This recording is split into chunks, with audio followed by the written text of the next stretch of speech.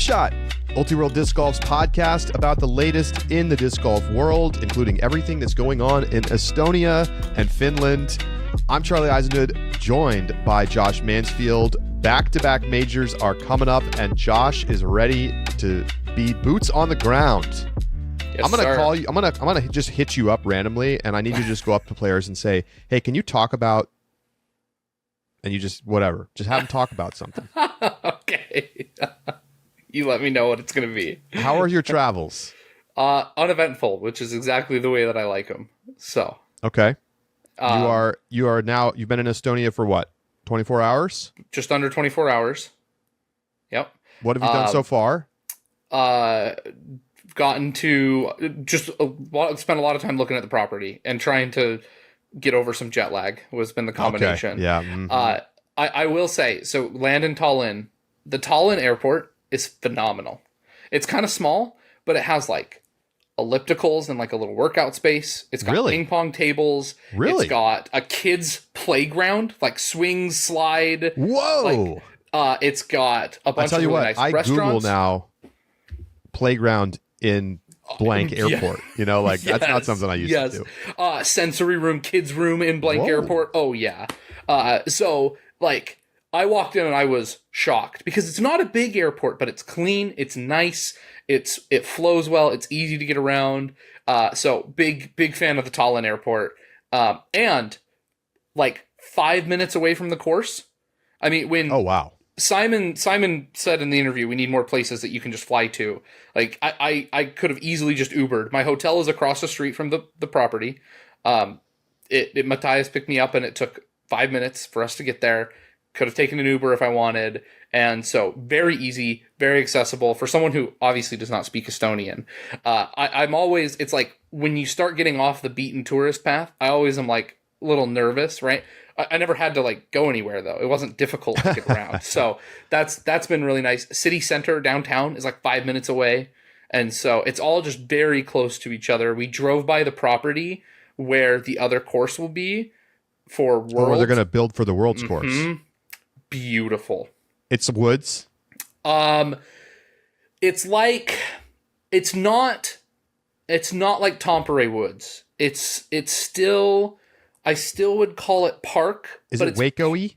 No, not Waco-y. Okay. I'm trying to think of the best approximation. It's more like it's got big mature trees that are going to define a lot of the holes. So not quite. It almost gave me Portland vibes. Okay. Glendevere. So like big trees. Big trees. Yeah. Like at first I saw like some really nice groomed, like small ones, kind of like closer towards like the public, like facing areas. And then we went around the back and then big, like mature, big trees. But it's like foliage all the way to the bottom. So almost like a Glendevere, but on a park kind of is the feeling that I was getting. Now, obviously, and they haven't actually built any course yet. This is just the raw land. Raw land. Me just driving by. I did not see a lot of it, but that spot, I was like, oh, I'm actually like if some sort of like a Milo and Glendevere mix. Interesting. Is kind of what it looked like. So, that's cool. I hope it delivers. I only saw a little stretch. Well, it sounds like the raw material is there to make a great course. It looks like it. It really does. So I'm excited with that for that, and that seems good. Any food notes yet? I went and found a like doner kebab restaurant. Oh, a classic European option. Oh my gosh, it wasn't bad. It wasn't as good as the French ones that I've had, but I think I picked the wrong one. So I'm gonna be looking for another one. If you haven't been to Europe. Like, the doner kebabs are so good. Kebab is an interesting way to pronounce it. That's how we say it. That's how it's always been said in French, like, or closer approximation in French. Oh, in France they say kebab. Yeah, just like that. Kebab. Yeah, see, kebab. It's not, no. There's a little bit more of the emphasis on the E. That makes sense. So, it's, that's been what I've gotten so far. The facilities, Charlie, like, it looks like a professional sporting event at the Song Festival grounds. Matthias said that there's like 4.2 kilometers of banners along the fences of sponsorship. I mean, I've just been watching some practice round footage and I've seen everywhere clean lines bannered, like the metal fencing with banners. And it's just like, oh, that's OB. Like I don't have to know. I don't have to look at the caddy book to know that you have to stay inside that. And all the OB is marked inside of the fence. It's not the fence itself. So it's all lined off inside by 5 feet or so. So there's enough room inside. They have like big Nike blow up posts on the Nike sponsored hole. They have their car sponsor on one hole, and they've got a pair of cars parked. Can you win a car if you ace? Box. I don't know. I hope so. I always love that. Might be hard to get home. The first car I drove was a car that somebody won by getting a hole in one at a golf tournament. That's so cool. I mean, it was like a junk, sure. Saturn, like the most basic car of all time. But hey, first car. You walk into the amphitheater. They have a player's lounge area. They have a stretch and warm up area with all sorts of equipment, including like those, I don't remember what they're called, but like the compression leg sleeves. Oh yeah. That are like $1,000. Yeah. That you can just go get, couple of sets of get those. The blood crunched out of your legs. And then you go up to the amphitheater and that whole one, the camera doesn't do it justice. It's a crazy experience being up that high to throw for disc golf. You stood on the platform where they're going to do the smoke machines and the WWE entrances for the thing tonight. Because we're only about, an hour less, 30 minutes away from the start of the big challenge. Superstar Challenge. That's Correct. what it's called. Yep. Okay. Yep. All right. And you're going to get the last ever performance from Trad Attack. That's right. Because they're breaking up after this. That's crazy. Yes. Yep. I'll be curious to hear tomorrow. So our second show this week will be tomorrow as we preview the major, which starts on Thursday. So I'll be curious to hear about how it went tonight. Yeah, I'll have notes for sure. It's free on YouTube. So if you, by the time people hear this, the thing may be already ongoing or have already finished. So go back and check it out if you missed it. Yeah. Okay, Josh, we have some fun stuff to do today. We're going to do our waiver picks for our draft, and we're going to check in on where things stand. Josh, we're getting crushed by Dan right now. I don't know if we can catch up, but we're going to try. We're going to try. You know what? It's okay, Charlie, because when Dan joined us 2 years ago, you and I tied, and we had to go to tiebreakers for you and I, and Dan was just in the rearview mirror. So this was our courtesy mercy year. We're letting him feel like he's going to win exactly at this point of the season, and then we're going to ruin his hopes and dreams. That's right. We can't pick on the guest too much. We want to come back. But we also, of course, had the Krokhol Open this past weekend. And how about Holland Handley continuing to keep it going? What an amazing season she's had so far. She has not missed the top 5 still. It's been an unbelievable year for Holland Handley. She ends up winning by 4 shots. That kind of conceals how close this was. I mean, it was back and forth with Silva through most of that round, but then Silva took a couple of bad scores, took a double bogey in the back 9 and ended up kind of falling away. Cadence Burge went ballistic from the chase card, but basically had 2 incredible rounds. A 10:09 rated round 1, a 10:24 rated round 3, but sandwiched in there was a 9:30 rated 71 in round 2. So she kind of knocked herself out of contention. But Holland just looked super, super solid, and you got to feel good about Holland's chances of winning at least one of these majors, the form that she's been in, not just this past weekend, but the whole season so far. And when you look at, it's not even this last tournament that is the inspiration for me when I look at Holland. It's all the tournaments that she got herself back into contention or back into the top 5 spot in the 3rd round, because now she's got 4 or 5 rounds to play with. And so you give Holland another round, there's a real world where she's making chase card pushes at these majors if she isn't in contention early on. And I think she's going to really benefit from the extra rounds that she's going to get out of the majors and keep up just what has been a really spectacular season. I think some of the courses are going to play well to her. I think she's going to shred over at the Beast. And so Holland could be walking away with her first major in the next couple of weeks. I have to say, it's rare that the biggest story doesn't feel like the winner. But it's not the case this week because of what Kristin did, which was throw the disc amazing and putt maybe the worst she's ever putted in her career at an event. And we talked about this a bit on the Reacts, Josh, but we have the stats backing them now, okay? Courtesy of Evan from Statmando and the PDGA, Kristin Lätt's putting performance at the Krokhol Open. Ready? Sure. 43% C1X putting. And that's the number that we had in the 12 Reacts. makes, 16 misses. That was, along with, combining everything for putting, minus 3.3 strokes gained putting. She missed over 5 Circle 1 putts per 18 holes. Her average putt make was just 9 feet. All of those stats are the worst of any event at a major or elite series in at least the past 2 seasons. And this is the first time in the last 2 seasons that she's lost strokes putting, period. It's the first time she's been under 65% C1X. And yet, Josh, this may be one of the best throwing performances we've ever seen from her. She was unbelievable tee to green.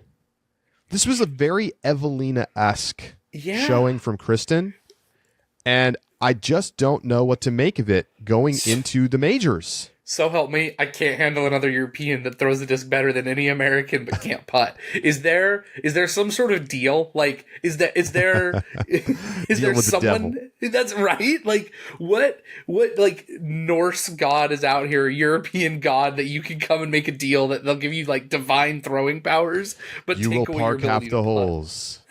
You will never make a putt. No, Charlie, not another but one. This is just Do you think she gets right before this weekend?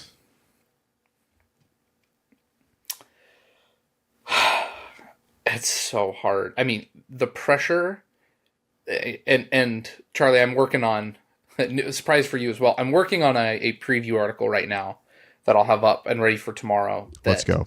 Talks that the focus is Kristin, right? And this discussion of Kristin, where she's at, because little sneak peek, Kristin is the face of this tournament.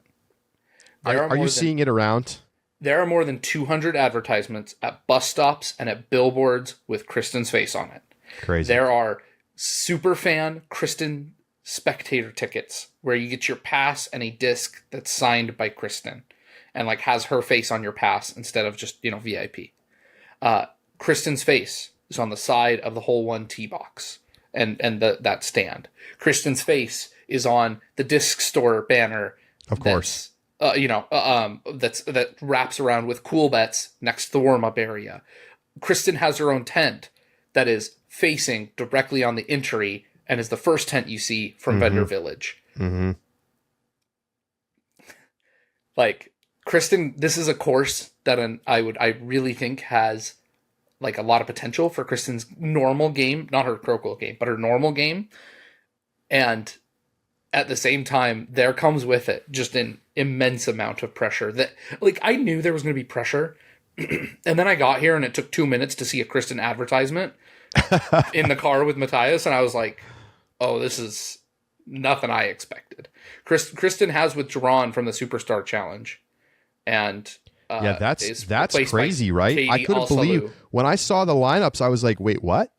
She was a captain. She helped pick one of the teams and was replaced by Katie Alsalu.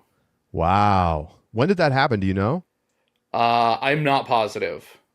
It wasn't like today. I know it's been known a little bit, but I don't know how long ago. Crazy. Yeah. All right, let me give you, so here's the concern for Kristin, okay? Okay. European Disc Golf Championship, that's the end of June. So like, about a little over 2 weeks ago, 2 to 3 weeks ago. Yep. She went 68-9. Okay. Putting. You can't use that event. Remember that wind? Okay, fair. Then let's talk about PCS Open. Okay, let's talk PCS. 72-20. That's not high enough. And then, of course, this past weekend, she went 43-13. The Circle 2 putting has been up and down. It's been okay. I mean, 20 is perfectly fine. Like, that's very solid for FPO. But it's now 3 tournaments in a row with, like, really substandard C1X putting. If you go back to U.S. women's, she was 67%. I mean, it's just, it hasn't been good enough, Josh. No, it hasn't. For a player, for a while.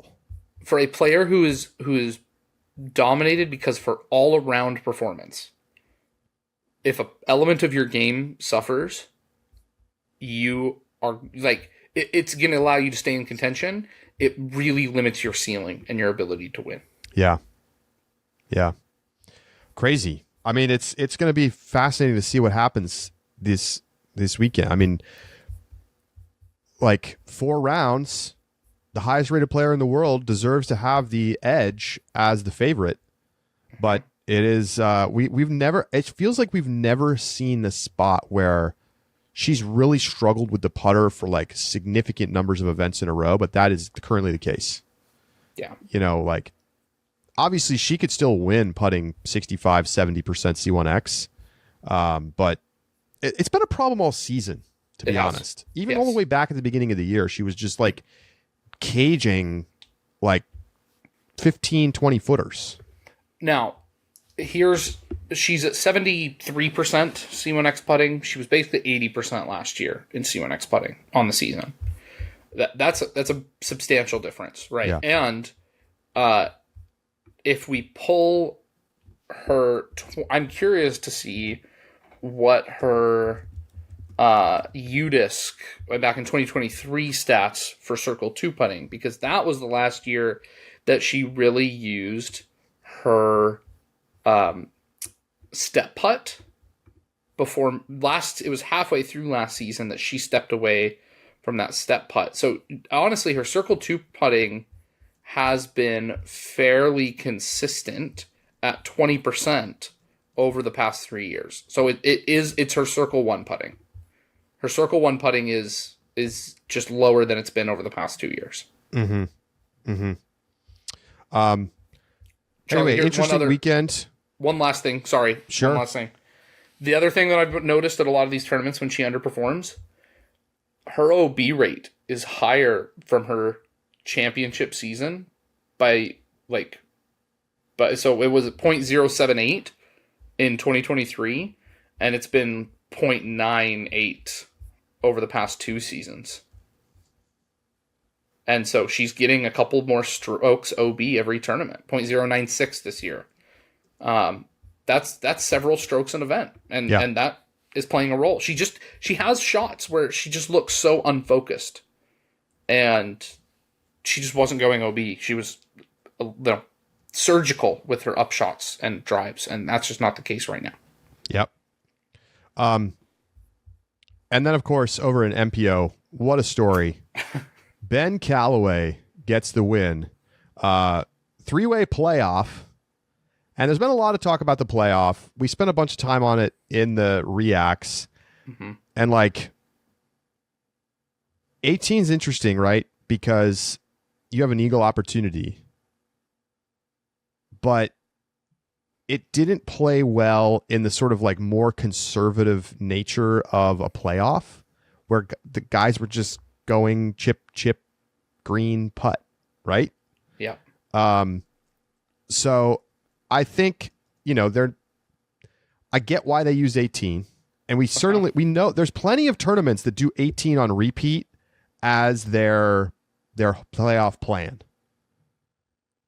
But, watching 5 holes and watching them have to get shuttled all the way back to the beginning of the course, and like, it wasn't Esapeka like tapped out halfway through the playoff.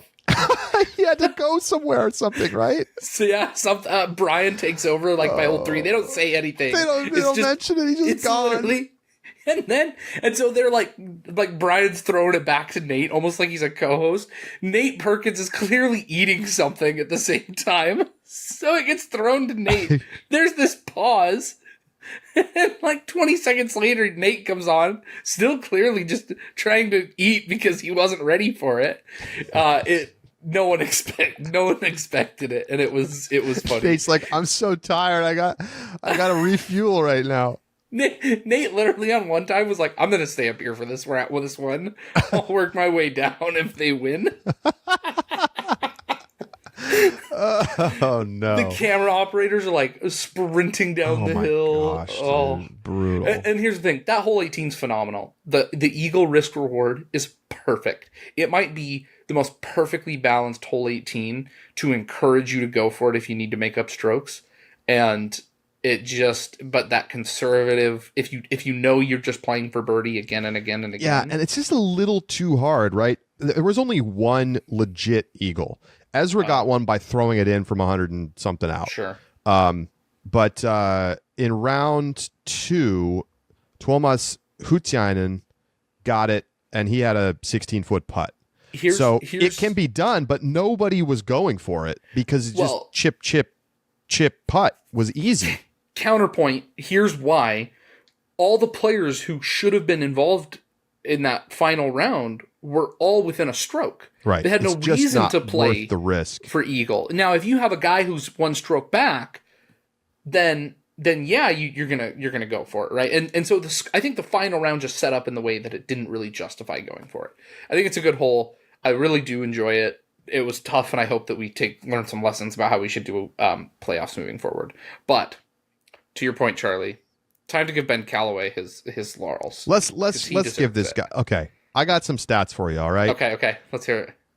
This dude has been on the damn grind, and as you heard in his interview, he's got a wife and a child back at home, and he's out here grinding on the Disc Golf Pro Tour. And who knows how many years he's got left out here.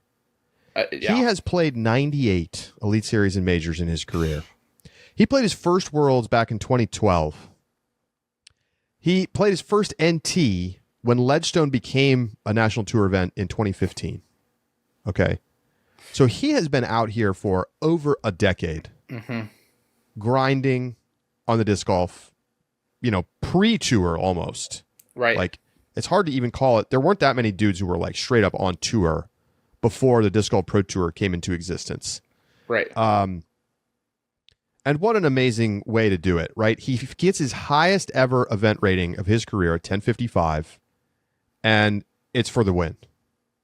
And what's crazy is that twice before he'd been 1050 plus, and he came up just short at Jonesboro in 2023 and in 2024 when he finished second. And he won Jonesboro this year as an A tier. There you go. Yes. So 14 top 10s and 2 podiums in his career before this point. He's a solid pro, but he's the kind of guy that you're like probably never going to get one. And not only did he get one, but he had to absolutely earn it. He was on the lead card with a bunch of guys who were struggling. He struggled. He didn't have his best game, but man, he got a lot of birdies in that back 9 and was able to offset enough of the bogeys and clutch up on a couple of key putts and a couple of key upshots to get himself into the playoff and then survive the playoff. And Jakub just had that one slightly off on the putt and it splashed out. Yep. And I think that's the other problem with like sudden death playoffs. No one's ever going to go for the win. It's always going to be a war of attrition, of waiting for someone to make a mistake. And so, well, we talked about like aggregate hole playoff, different series. I know it's hard because you want the spectators to be able to watch, right? But maybe do aggregate 16, 17, 18 so they can still watch them come in, and those who want to grind and go back up and watch from 16, then they can. Yeah. Or I don't know. It's a hard thing to do, but you can't let guys play a pretty wide open hyzer chip shot par 5 unless the eagle is like super in play. Right. And like a 10+% of the field is getting an eagle. It's just a little too tough. The other point I wanted to add though, Jakub had to putt 3 times in a row. And so when Ben had his first putt, I mean, literally first not drop in, was on that last hole, the last time they played it, I was like, oh, is Ben going to be nervous? Is he going to be cold? Guy hasn't putted in an hour and a half. Like, right. You know, and he nails it. And Jakub, closer than Ben, has the splash out right because he misses wide. Crazy. Yeah. So wild tournament, but I mean, what a moment for Ben. And we tried to get him on today. He's traveling and is just getting into Estonia. Didn't have track him down. Good cell service. You gotta hunt him. Maybe we can have him tomorrow if he's not, middle of a practice round or something. Yeah. We are dealing with weird time zone stuff because it's 10:30 a.m. here in the East Coast, and Josh, it's like what, almost 5 o'clock in the afternoon there? Almost 6. Almost 6. All right. Yes. Pretty awesome stuff. Great to see a tour grinder get a win. And I don't think you'll ever win another one. No. And that's okay, right? You never forget that one. And if maybe this is his last season touring too. Maybe. And what a way to go out. That's a grind. Good for him. So good for him. I know a lot of people root for Callaway. You got to be happy for a guy like that. I have to. All right. Let's take a quick break. When we come back, Dan Prentice joins us and we do some waiver wire picks. It's going to be a blast. Stay with us.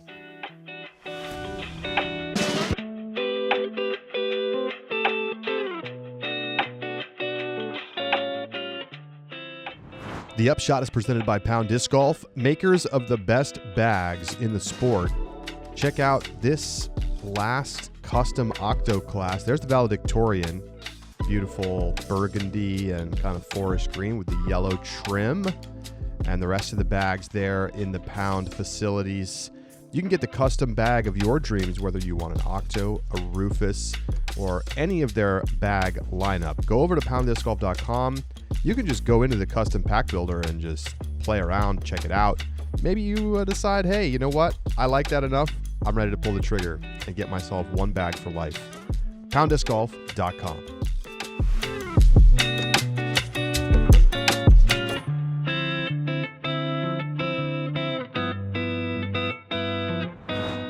Joining us now on the Upshot is Dan Prentice, who is kicking our behinds in our draft competition. Dan, welcome back to the show. Thanks, Charlie. Thanks for having me. So glad to be here, especially with the team scores the way they are right now. Well, you've been keeping track of everything, and I understand why. Why don't you just give us a rundown kind of the scores as they stand right now, and we can start to talk a little bit about where, who's playing well, who's hurting our teams, and then we'll get into our waiver picks. Well, overall scores, which is all that really matters at the end of the day, I'm sitting at 107 points. Josh in second place with 75, and then Charlie bringing up the rear with 70 points. I am basically at a point where about a quarter way through the season, I was really ruining not taking Adam Hammis with my last MPO pick. So I think if I had done that, it would basically be over for both of you. I think as it is, the waivers could still get you back in it. The big thing for me is FPO was the place to go with the early draft picks. Yeah. The FPO, all of our FPO players are in the positive, and the two highest scorers are both FPO players. And we all have... And what do you know? They both happen to be on your team. They both do, which has been very, very nice for me. And then we all have MPO players with negative points. Mm-hmm. So I think my big takeaway from where we are right now is that FPO just doesn't have that depth yet that the MPO has to penalize, even players I think we consider top players. I mean, they were all drafted in the top, we each took 6, so top 18 MPO players. I think my strategy of going FPO early is the biggest reason for my big lead. Yeah, I mean, I think I have Eagle, which was admittedly a risky pick. He's 17th in the Pro Tour standings, and he's a -1 for my fantasy team because he's not doing enough scoring inside the top 10 and on the podiums and whatnot. And there's those times when he's, finishing outside the top 32, and he's playing okay. I mean, obviously he's not doing great this season, but he's a top 20 player in the world, and it's in this format, I'm being brutally punished. Yeah, Charlie, you are very close to only having Gannon Burr's points for MPO. It's really tough. Your other 5 MPO players, because your bottom half of your MPO side is all in the negative, you have 1 point from your non-Gannon Burr MPO players. I look back at my picks of James Proctor and Matt Oram, and it sucks because like both of those guys played pretty good last year. Mm-hmm. Yeah. And they've just been so bad. Like it's as simple as that. They just have not played anywhere near the standard they did last year. But maybe I deserve to be punished for not picking like a young, obviously talented player like Adam Hammes. Like I don't know how we all missed on Adam Hammes, to be honest. Like I know it's easy to say that in retrospect, but like it's not like he was bad last year. He was pretty good. Strange decisions from us. None of us have Ezra Aderhold either, who's 6th in the Pro Tour standings. Well, that's because he's unpickable, Charlie. You know, the guy with a Pro Tour. He actually might not be that good in this format because of the negative finishes. Mm-hmm. So I don't know if I did my homework here. I did do points for guys who were not drafted, just to see who I thought the top waiver wires would be. Clearly, Hammes is number 1, right, in MPO. Hammes, number 1 unpicked player in MPO. Of the players I, tallied, which is only players in the top 20-ish. Yeah. But Ezra in second, and definitely a positive points player. So better than 7 of the guys that we ended up picking. So he might be tough to pick week to week, but over the course of the season, he's really been, would have been very valuable player to have. We'll put our teams and their points up on the YouTube version of the show, so you can check it out. Notable players right now who are doing well in the competition. Not a lot of surprises here, but Holland Handley is the number 1 player, and it makes sense. She hasn't missed the top 5 this season. 30 points. Kristin Lätt, number 2 with 27 points. Gannon Burr, number 3 with 23 points. Those were Gannon went number 1 overall to me. Dan took Kristin. Holland went 5th overall, actually. Josh took Missy and has got to be regretting that a little bit. And neither of those has been bad. No, Ricky has underperformed relative to where I thought he would be. Yeah, your second picks in both MPO and FPO, which were Silva and AB, have been your best players, Josh. Have both been better. Yep. And I'm not upset that I have Missy with 3 more majors to play, right? Yeah, the big money tournaments are coming up. Right, hold on. We still have Ledgestone, we still have 3 majors that Missy's going to be playing well at, and those are double points. So I like my Missy. I still like the Missy play. The Ricky play really feels like a miss right now, though. I have a question for you guys. Okay. Yeah. So, new scoring format for us this season. Do you feel like looking at the points, it is a relatively good reflection of who you feel like the best players and most valuable players have been over the course of the season? Mostly, yes. Yeah, I think I agree. I think the punishment that comes from low finishes is maybe like a little bit steep, but I think it's a strategic decision, right? So, for instance, Nicholas Antila has 12 points. Yep. And Isaac Robinson has more points than him. And Isaac he has the equivalent number of points to Ricky. But I think, objectively, Nicholas has been a top 3 player this season. Right. In MPO. But that's because we focus a lot on the wins and the top finishes and less on the weeks when guys play bad. But, it's fair to punish them for the bad finishes, I think. Mm-hmm. And here's what's interesting. You said we feel like Nicholas has been a top 3 player. I don't disagree. But by Pro Tour standings, Ricky's number 3. Right. And Nicholas is 8th. And so I think that this is a nice balance between just straight, here's how they're doing on the Pro Tour standings. We're giving more credit for wins than the Pro Tour does. And that reflection is there. But it does, I think, balance out a little bit to the extent is, I would say that Nicholas has had the better season over Ricky if I had to pick right now. Right. Obviously 3 wins. Well, what it really is that when Antila plays well, he wins, and when he doesn't, he finishes like 15th. Right. Or, bombs. Right. Well, and he only has one negative point, so he's only missed the Pro Tour cutoff once this season. But he's got a lot of zeros where he's outside the top 10. Right. He's only been top 10 once when he hasn't won. That's crazy.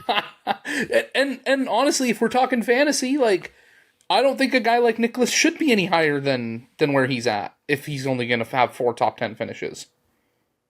3 wins. Josh, what a year. Yeah. One thing that you can take some comfort in is that your team scored you 18 points at the first major, which dominated both Daniel with 12 and me with an embarrassing 4. And now, FPO-wise, U.S. women's, I crushed because Evelina played great. Right. And Henna was up there. And you got a -2 points that weekend because that's when Missy just like disaster fest front 9 round 1. See ya. Yeah. And so it just interesting. But these next 2 tournaments are going to be huge. They're gonna like be we huge. could catch Dan in the next 2 tournaments. It is possible. We could. Yeah. I just need to see that Evelina Gannon double combo win. And it's not crazy. It could happen. I'm trying to decide if flying out to New York to pay for Nick's tickets is worth catching up in the fantasy points. That's Ricky. Was that Ricky? That's the 5-year Ricky if we bet. Have bets on Ricky or Calvin or both. Charlie. This is basically the halfway point of that bet. Right. We're basically 2.5 years into that bet. 2.5 years in, and if Ricky doesn't win in the 5-year span, then I have to go out to Pocatello. No, now Salt Lake. Now it's Salt Lake, and we're going to Utah. We're going to a Mammoth game. Yeah. Wow. All right, 2.5 years in. But the nice thing is I can cash the bet at any time, right? I could win it this week. Oh, you could. And you have to wait 2.5 years. There's an asymmetry. It makes it all inflation will slowly make it better for me to. All right, so let's get into our picks, huh? We have waivers. The rules are bottom current placement, which is me, goes first. You can replace an MPO or an FPO player. You do not have to make waiver picks if you don't want to. That's a new rule after last year when we kind of screwed Jamie. Okay, I did the math though. Jamie objectively finished better because of his waivers. Okay, fair enough. So he was mad about it, but we helped him, so he doesn't get to complain. We keep the points. You don't get to erase the negative, James Proctor points that I wish that I could. And you only get points for the player's performance moving forward. So you don't get to retroactively pick up all Cadence Burgess points. Yeah. So that's how it works. It'll be me and then Josh and then Dan, and then it goes back to me, Josh, Dan. Yep. You can do 2 MPO, 2 FPO, 1 of each, whatever you want. Go ahead, Dan. Sorry for interrupting you. Can people who are later in the waiver pick up someone who's been dropped ahead of them? Yes. 100%. And can they do that immediately, or do they have to wait around? No, I think you can do it immediately. Immediately. Okay. They immediately go into the pool. Cool. Why, you eyeing that James Proctor? Yeah, here comes James Proctor. No. Hot off the presses for you, bud. No, I'm trying to win this year, and I'm off to a good start. But I really spent a lot of time thinking about my strategy for this. I feel like there's some obvious picks, and maybe those obvious picks aren't the most valuable picks, if that makes sense. So I'm really curious to see how it shakes out with you two ahead of me. But I do feel like there is a possibility that someone that gets dropped I might want. Okay. All right. Well, we'll see. I will kick us off. And it's actually kind of a decision here about whether to drop James Proctor or Matty O. Because, I can just drop the most negative, but it's not like I lose their points. Right. Matty O just DNF'd at Krokhol. Did he? Or did he just play that bad? I honestly don't know. No, he just DNF'd. Played that bad. He did DNF? He DNF'd. Oh. He DNF'd. Okay. Which honestly doesn't make me feel good because I don't know what's going on, why he DNF'd. And frankly, I like the way James Proctor played last European swing, although he did just get me -1 at Krokhol. I'm going to drop Matty O because I'm worried about an injury, and the performance hasn't been, notably better than James Proctor. So I'm going to drop Matty O, and in his place, I'm going to pick up Adam Hammes. I think it's a pretty obvious, I know I don't get credit for the past, but obviously Hammes is in the middle of his best season ever. He's in a contract year. I won't be shocked if he wins 1 or even 2 more tournaments this season. Yeah, he was the clear top player on the waivers Yes. for me. Not shocked here. The only thing I'm surprised about is that you were hemming and hawing about who you would drop as if you're not going to drop both of them, which Fair. not to sway you away from that, but that would really surprise me. Listen, I'm not going to give away my cards up front here. That's fair. But yeah, Hammes, I mean, you said it, Charlie. In hindsight, it looks especially bad, but I do think even in the moment, he probably should have been picked. I think kind of, at least Josh and I think both fell into a thing where towards the end, we were like trying to have fun and predict a guy who hadn't really been that guy before becoming that guy this year. And it really came back to bite both of us. and you were the opposite, Charlie. You held on a little too long to guys who maybe These ancient dudes are going to keep killing it. Whereas, Hammes is a guy who'd won in the past and has always been a player who's, I think, Total blunder. Mercurial. But Yes. also with the hindsight of knowing how the points play out too, I think maybe we were overplaying the value of consistency. Yeah, I think that's true too. Whereas just winning, you have to finish pretty bad 4 times to fully cancel out a win. He did have some kind of bad finishes last year. Yeah. And last year was not the year that he really showed us what he was capable of. I mean, he played okay. He honestly, looking back at his results from last year, so he had an 8th at Preserve, 4th at Des Moines, 7th at Krokhol, 10th at Deglow, 10th at GMC, 9th at USDGC. Those were his best finishes. Yeah. It's not that good. He didn't have podiums, and he had a lot of finishes outside the top 32. Mm-hmm. You go back to 2023, and then you're like, okay, we see the upside, right? But I mean, he's been just completely on another level this year. Yeah, he's been awesome. Yeah. Okay, and Josh. He still has those terrible finishes, though. He does. I can't remember what tournament it was. He finished 80. He just finished 52nd at Krokhol. Yeah. But he also has 2 wins, multiple podiums. He's been really solid. So we'll see how it goes. I'm probably going to get wrecked by this pick too. But Josh, I don't think so. I think there's a clear MPO that needs to go. Sorry, Gavin Rathbun. He's gotten a couple of points, but I mean, just negative after negative after negative. He's only scored once. Oof. And so it's not even like it's an up down. It's just down. And so Gavin Rathbun's got to go. And I think I just am going to take what I feel like is the obvious one, which would next be Ezra Aderhold. He scored a positive 7 points, which would put him as my 3rd best MPO player, behind Wysocki and Barella. And so even though he has those down finishes, his down finishes are low to like 20s, which aren't losing points. And so he still is maintaining the value of the points that he's earned. So in this format, I think that he is particularly good, or has been particularly good. And so I'm looking for him to keep that up. And so Ezra gets my switch. Yeah, he was my number 2. He also just feels like a player to be. It's the right time to be picking him up. Yeah, with how he's been playing lately, because even apart from the win, his European finishes have not been spectacular. So that would maybe be the worry here. With does he have 2 bad majors in a row and lose double points? To that point, though, Dan, he was going back and forth to Europe and the U.S. every week, and now he's just in Europe for the next month. And so I think that stabilizes him a little bit. I agree. Adam is the one that it's like, man, I can't believe we didn't pick him up. Ezra, I don't think that was as obvious.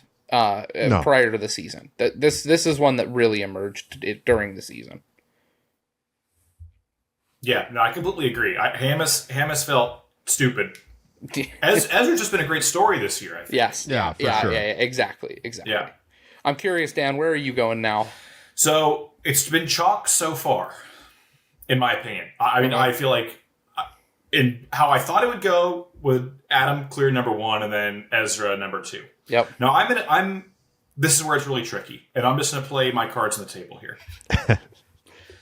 I am in the same boat where my worst players are MPO players. For the reasons we've laid out. Yep. But with the top 2 guys gone, there is one final MPO player I like who has very quietly had a very solid season, especially of late. And I think should be a trendy pick to have a strong finish for the rest of the season. And then there's basically one single FPO player who I think is worth picking. Yeah. And my FPO side is very strong. And as we've said, FPO is really where the points are. And all of my FPO players have been good, but I have Haley King on my roster, who has been very good when she's played. She's played in 4 tournaments. She has 3 top 10s and a second at a major. But straight zeros at these next 2 majors is tough to swallow. Yeah, 100%. 100%. And is only scheduled to play 3 tournaments. For the rest of the season, I mean... Who knows? Yeah, it's hard to say. And am I confident enough that the rest of my FPO will get me enough points to basically make that 4th spot a complete bonus for me? I don't know. The question also is, do you guys feel like your FPO players are strong enough that you have to go MPO just to feel like you're getting back to even in those MPO slots? That's really where the rub is for me. That makes this pick much more strategically important. Yes. So I think it feels terrible. This feels like the first decision really to be made, and it feels awful. But I think it is more important for me to drop the negative MPO points and get someone that I do think is on the ascendancy. And just, if it comes to it, be fine that Haley is, not taking any points away from me. And when she plays, going to give me a few. And if you guys have to go MPO, I can steal that FPO player. But I'm going to go Sullivan Tipton here. Wow. To pick MPO. He's been scoring. He's been scoring like sneaky, really, really solid. He played great at the major as well, which gives me hope that he can continue that in Europe. And the player I'm going to drop, maybe at a weird time, he finally got me some dang points this past week, but has been just dreadful for most of the season. And is, I think, just maybe a player who's kind of a one-hit wonder per season. I'd hoped that maybe his previous years of doing that was signs of more things to come, but I've not seen it this year. So I'm going to go ahead and drop Jakub Semerad for Sullivan Tipton. Poor Jakub, after a great weekend. I know. Just brutally dropped. The problem is I've basically been waiting to drop him for 2 months. And yes, he finally did something of value. He's going to cook the rest of the season now. I just don't think he is. And if he is, so be it. I have a hard time thinking that either of you will pick him up here, so he'll be cooking for no one, and I'm fine with it. I honestly thought Jakub was probably the most surprising pick to me of this draft. Yeah, like I said, I was so thirsty for just like a deep pull that ended up paying off. Yeah. You wanted to be so clever. I did. And boy, did it not pay off. Because there are just other MPO players that I think could have gone your way. Yo, yeah. Right? Like Bino and yeah. And man, even when it felt like it was going to be good, like I think until the final round at Champions Cup, he wasn't in the top 10, so it wasn't going to be points, but he was going to be like his first non-negative, I think, that he played in. And then he goes out and shoots just a dreadful final round. He shoots like an 8-over or something and drops all the way below the cash line and cost me double negative points. And I was like, all right, I cannot wait to drop this guy. I thought about texting you guys and be like, hey, can I just drop this guy now and not pick anyone up? I just don't want him anymore. But he won second place in a crazy playoff this past weekend. Not enough for me to keep him. All right, folks, it's back to me. This might be a surprise.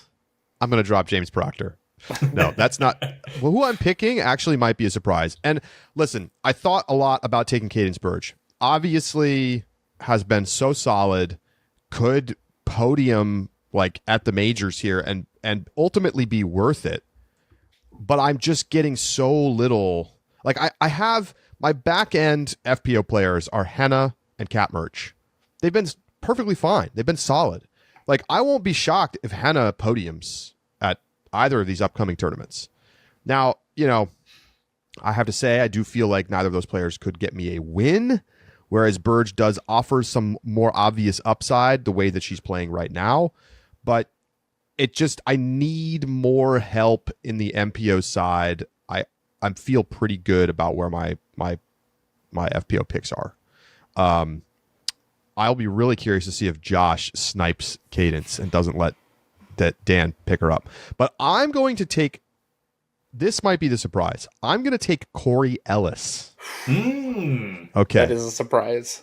So let me tell you why Corey Ellis makes sense. So he's 16th in the Pro Tour standings. Yeah.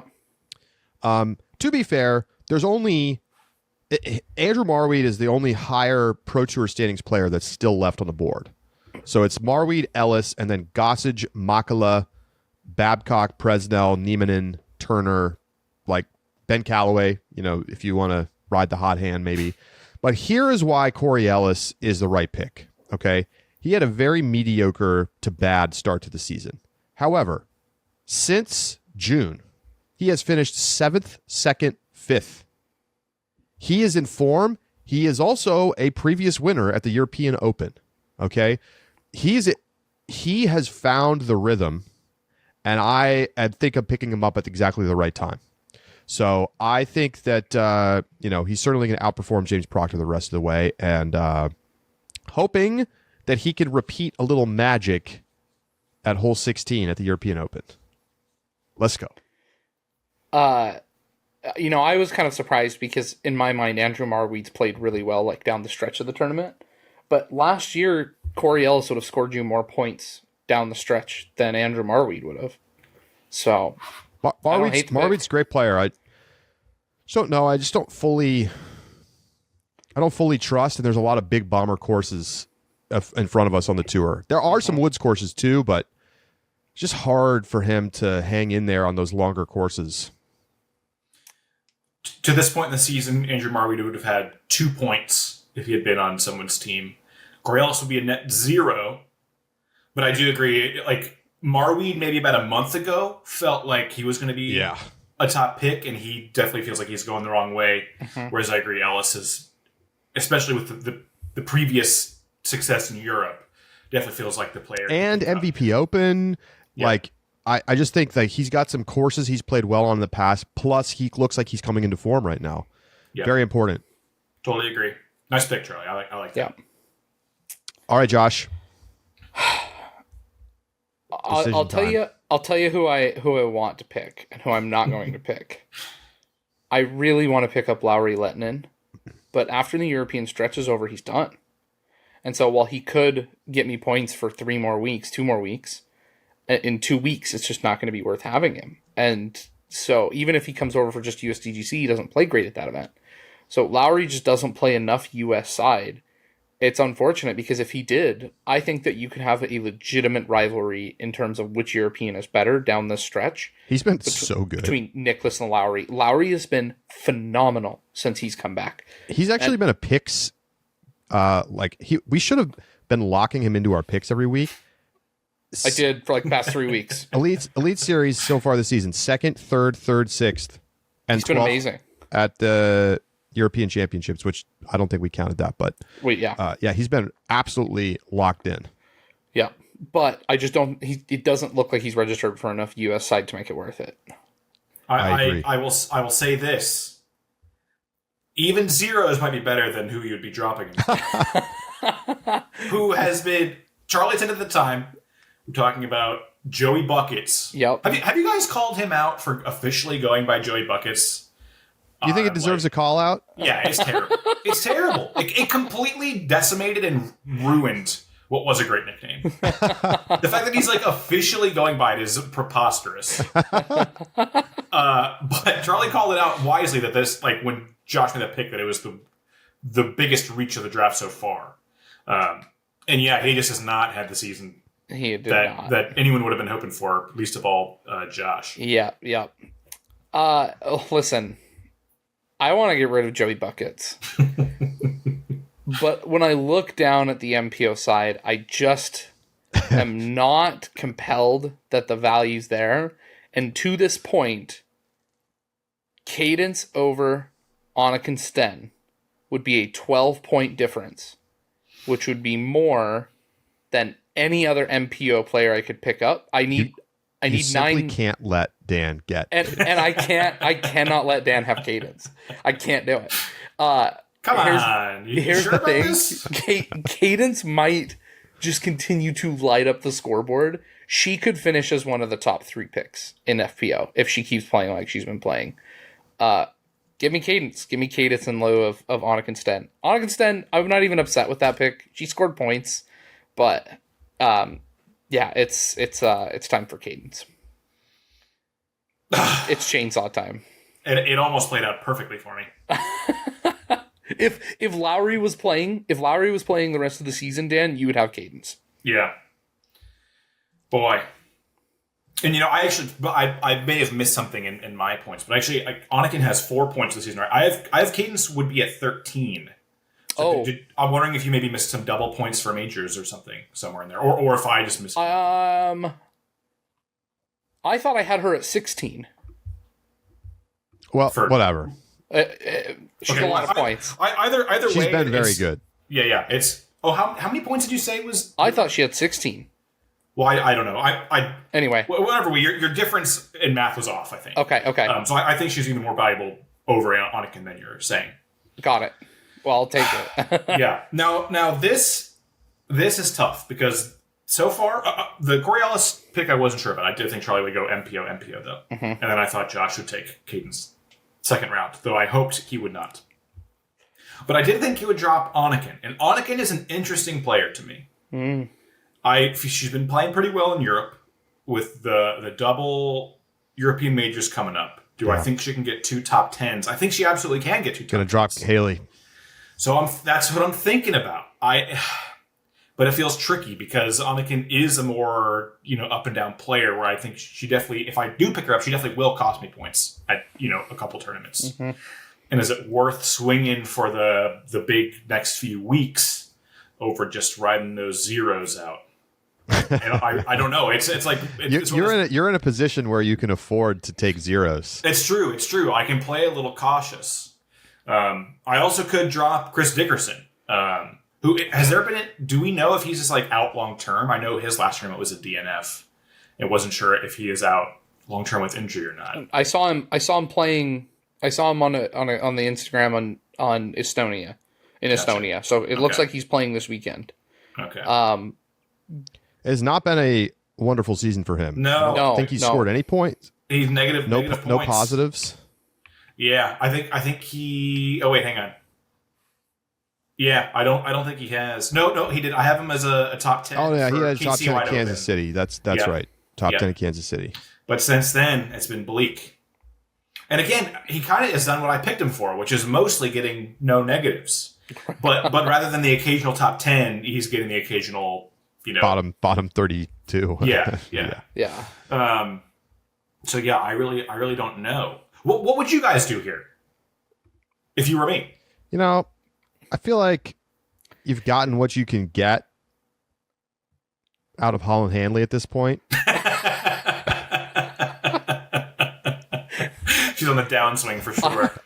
I said to Charlie, the only shot we've got of winning this is that Kristin wins this Estonian tournament, has a spiritual awakening, and walks away from disc golf forever. It feels like the only chance we might have. That doesn't feel impossible either, I have to say. It's been kind of a very successful season, but been kind of a weird season for Kristin. Yeah, I would probably drop Chris and look for value in MPO if it was me.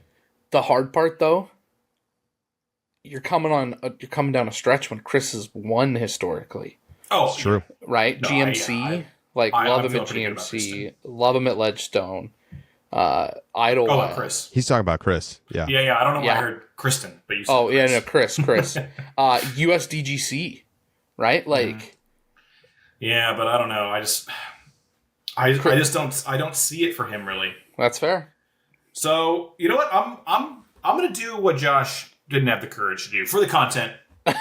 I'm gonna take Lowry and I'll drop Chris and I'll feel okay just riding the occasional top 10 for Haley for whenever she plays. Guys, if Lowry wins one of these majors, I am going to cry.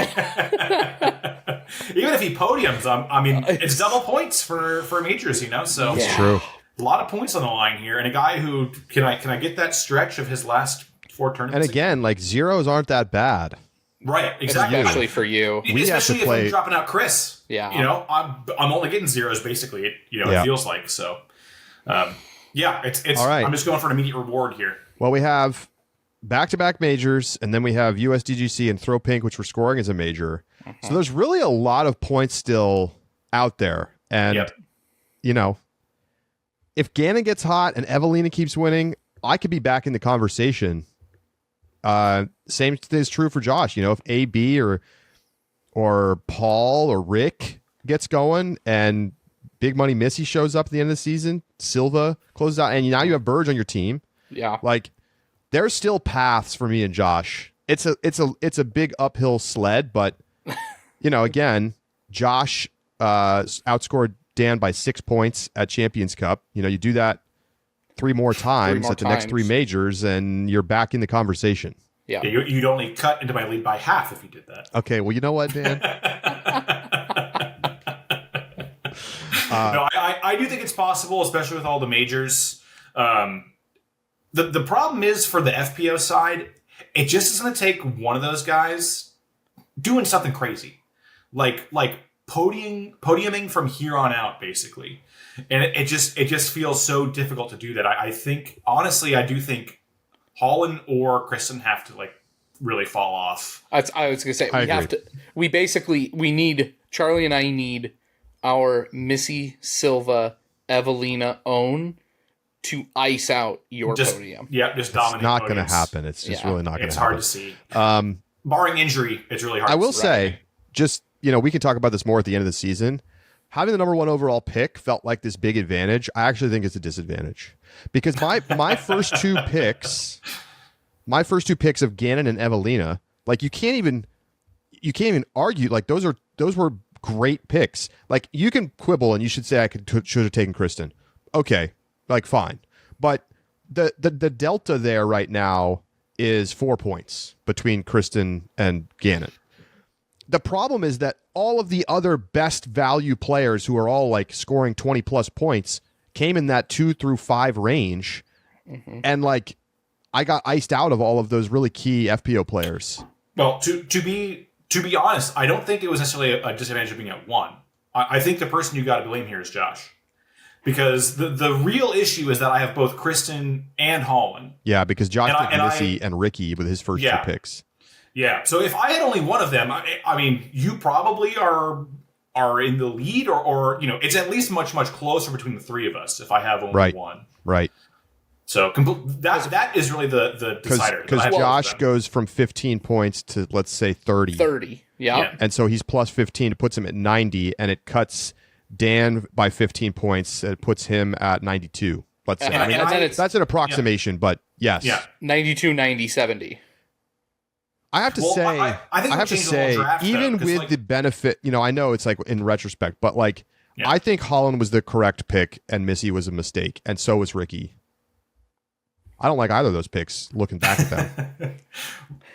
Early. I think Rick felt like the right pick. I think Missy was the blunder. But as we've said, we're getting to Missy season. Yeah, it's true. So, you know, maybe let's not count our chickens yet. Yeah. Please, I want you two just to keep talking about how bad Big Money Missy was.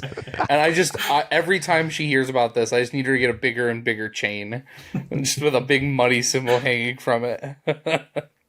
No, I will go on the record being a big Missy fan. But yeah, that pick just clearly hasn't, you know, played up to this point in the season. But Missy's been fine this year. I mean, she's been fine, not great. But like, still, yeah, maybe not enough top threes. But you know, wins Cascade, second at Northwest, wins Champions Cup. Like, she's been good. Yeah. She just hasn't played quite as many events. That's been the other issue. Okay, you ready for the tail end though? It's like she skipped all this Euro stuff until this weekend. Last year though, European Open 3rd, European Disc Golf Festival 1st, Ledgestone 6th, Worlds 6th, D-Glow 7th, GMC 5th, MVP 1st. She dropped a 6th place at Worlds last year. Let's And I not will count say, some chickens yet. Let's not count chickens. She played U.S. yet. Women's and hasn't played since, but taking a break has looked really, really good for players like Evelina and Henna, and the players who have been on the grind, besides Holland, have maybe struggled a little bit to keep the rhythm. So anyway, we have more show to do. So Dan, we're going to say goodbye. I wish you no luck at all. Thanks, Charlie. The feeling is mutual. All right, Dan Prentice with us here on the Upshot. We'll be right back.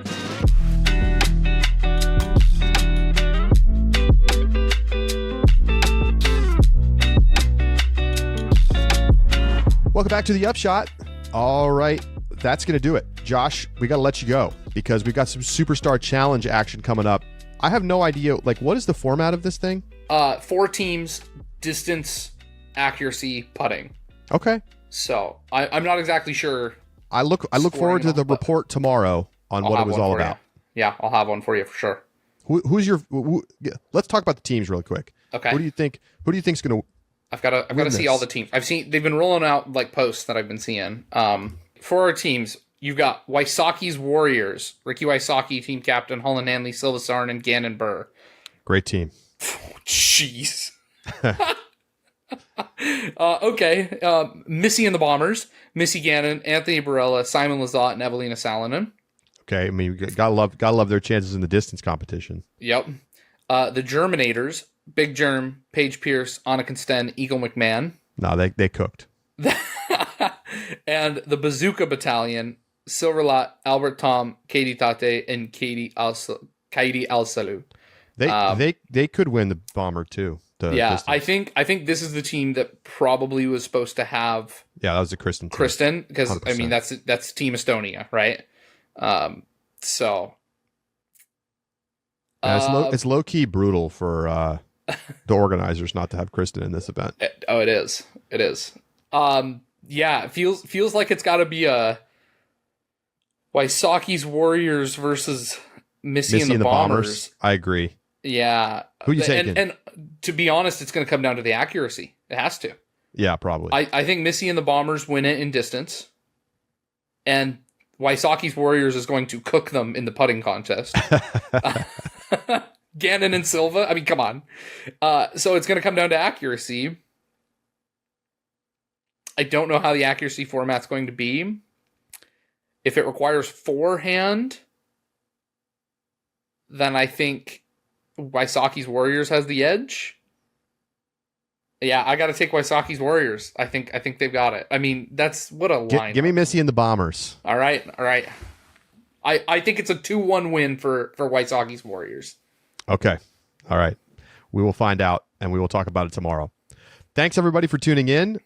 Show tomorrow reacts daily throughout the European Disc Golf Festival. So don't miss a thing. Josh is going to be dropping some articles all week as well. And check out our Instagram, which we knocking the rust off of. There's a giveaway going on right now for some brand new discs from a brand new company. Yes, Graham Discs, based out of Estonia. Yeah. Okay. We've got a putter and a mid and the driver. So. You got them handy right there? I do. Show the people. It's Instagram giveaway. So go over to our Instagram, Ulti-World Disc Golf, and here they are. What do you think? I love the plastic of the putter. It's a little bit gummier than like the K1 plastic, which I like. This is the Tallinn. They're named after countries or capitals. Capitals. So they're named after European capitals. Okay. So that's the Tallinn, the putter. This is the Tallinn. It's like, it feels a little bit like a P2 kind of style, but the shoulder's a little lower. So it's a little more shallow than your typical like P2 AVR feel. All right. The Vilnius, I don't know where that's the capital of. Vilnius. I wish my knowledge was good. That's Lithuania. Okay, I'm sorry. I'm not gonna lie, I googled that. Feels like a Mako. It's like got that like pretty rounded rim feeling, mid-range, probably pretty straight flying, if not a little bit understable. Again, a little bit softer plastic. Okay. Feels nice in the hand, you know? Yeah, it feels nice in the hands. And then I've got the Paris, which feels like... Where's Paris? I'm kidding. Feels like an 11 speed. So... Okay. There we go. Yeah, there's the giveaway. You can win them on our Instagram. Yep. Go check it out. Comment on the Instagram post and go follow at Disc Golf Festival for the European Disc Golf Festival in order to enter. All right. Back tomorrow, previewing the European Disc Golf Festival, getting ready to roll for back-to-back majors. Josh, get some sleep, eat some Estonian food, and we'll talk to you tomorrow. Sounds good. Talk to you tomorrow, Charlie. Bye, everybody.